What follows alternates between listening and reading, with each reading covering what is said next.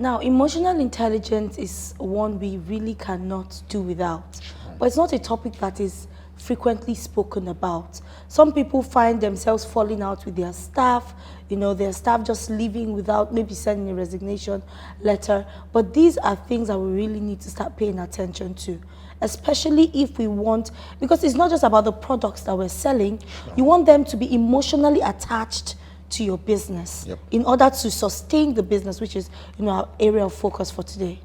Yes, it's a key. You learn different things from different places.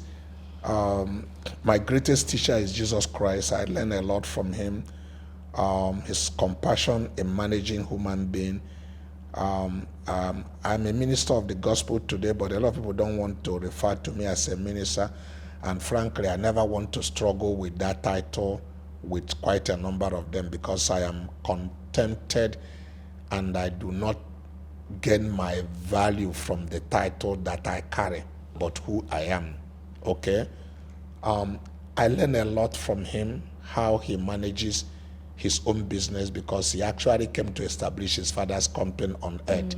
And he said, I must be about my father's business. Incidentally, he ran the most successful business the world has ever had. After 2,000 years this guy left, his company has still continued to expand. Yes. One of the best business that Global 500 has never produced. Over 2,000 years, his clientele base is still growing.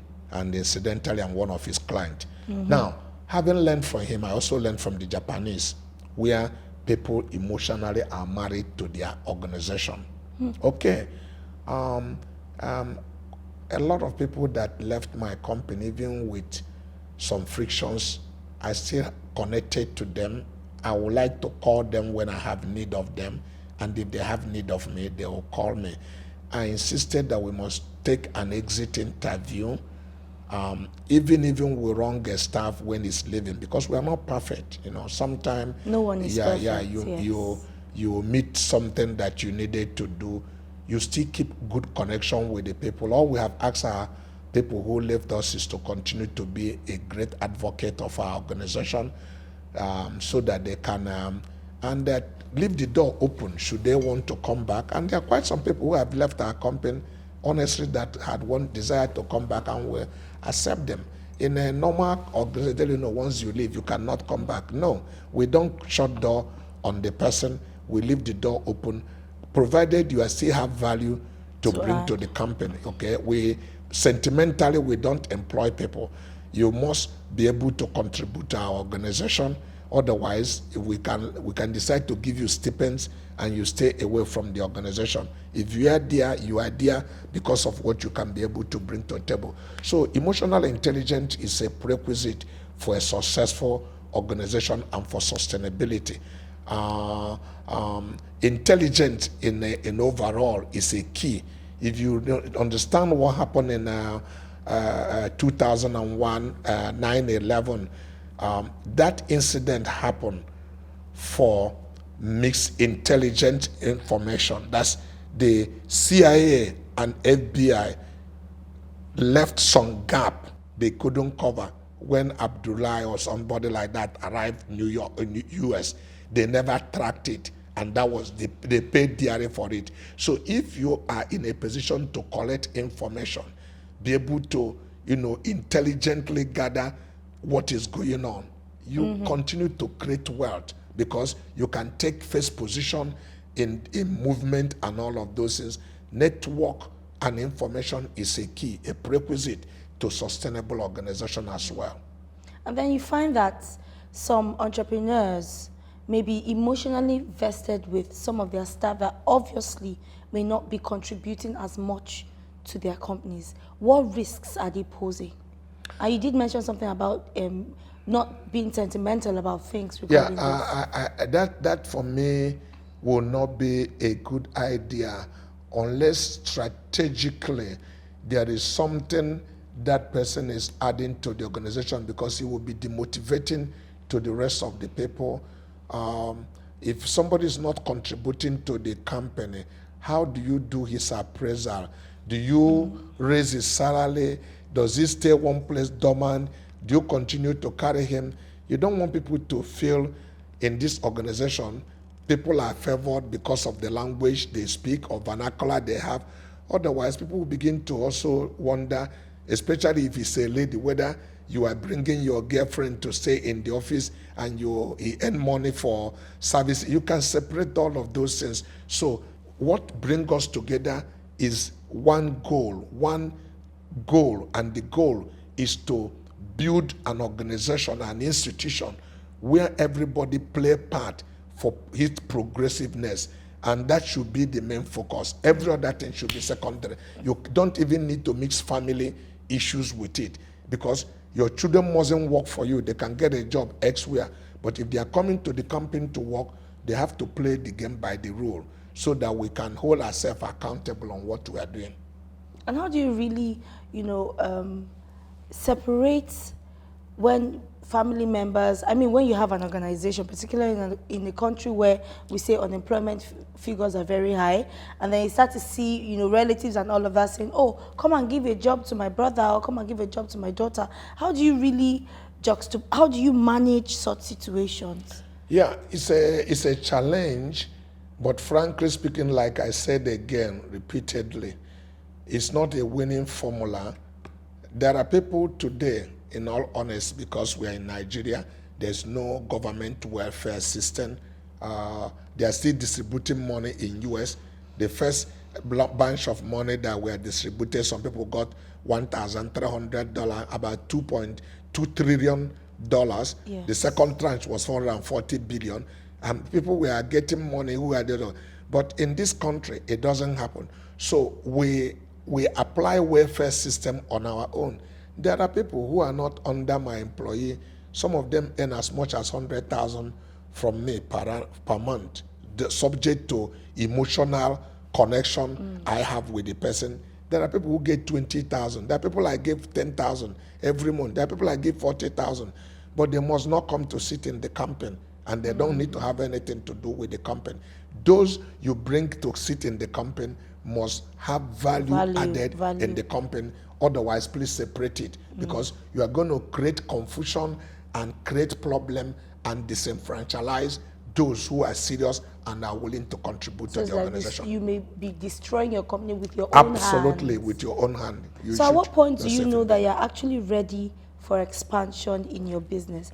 Because for some people, they may get it twisted. They may think, oh, I just, hit gold, and then they feel, oh, it's time for me to expand, move to a very big, maybe showroom or bigger space. At what point do you really the expansion in business gears towards the strategy organization have for themselves. There are businesses we entered into because we are reading the country. This I'll say again about intelligence informations that we have gathered. I've always known by nature, it's something that actually was sentimental for me, but in addition to it, I have always had this idea to create job, to be able to get people employed, to take people out of street. Those are part of the things that drove me into farming. But 30-something years ago, we acquired a piece of property, about a village, 3,000 hectares. People say they don't believe such property is available in one place. Yes, we gathered it from more than 20 people, from keep on buying until we're able to get that level of a piece of property. What do I really want to achieve? I want to get into agriculture, just like to have a business that I can call, self-sustaining, but if it pays employees and sustain itself, I am happy. But opportunity, preparation, meeting opportunity. Find out that the population of this country is exploding year in, year out. The World Bank now predicted, or WHO, that by 2050, we will be the third largest population in the world in terms of demography. Land is not expanding. And we are spending over 3-4 billion importing food, up to $6 billion importing food. and with the landmass we have. So we now find out that preparation meeting opportunity, that we went into business. So you continue to do things. As you continue to make money, opportunity will come your way. Some of them are things you plan. Some of them are opportunities that present themselves. We never really planned to get into pharmaceutical, but we bought a company that has been here for 64 years, that the owners wanted to exit the country, and the business opportunity was presented to us, which is the same company we are using to develop our farm. You know, Syngenta, the parent company, is quoted in New York Exchange. They had only 4 directors, only 1 Nigeria, 2 Nigerians are directors, all the other ones were expatriate. Their base is Switzerland. They sold their outfit and we took them over, and then inherited the managing director original and let him to continue, and they brought new ideas to us to also have expanded our business. So these opportunities will always be there. That's why if you have cash, you will take business opportunity. I do not think Aliko Dangote, when he's setting up Dangote, ever planned that one day he will get into petroleum refinery. But that's where he has found himself today, because opportunity presented himself and is able to mobilize the capital to go into it. There are many new things more we will do that we have not started doing, and people will be surprised when they see us coming into it.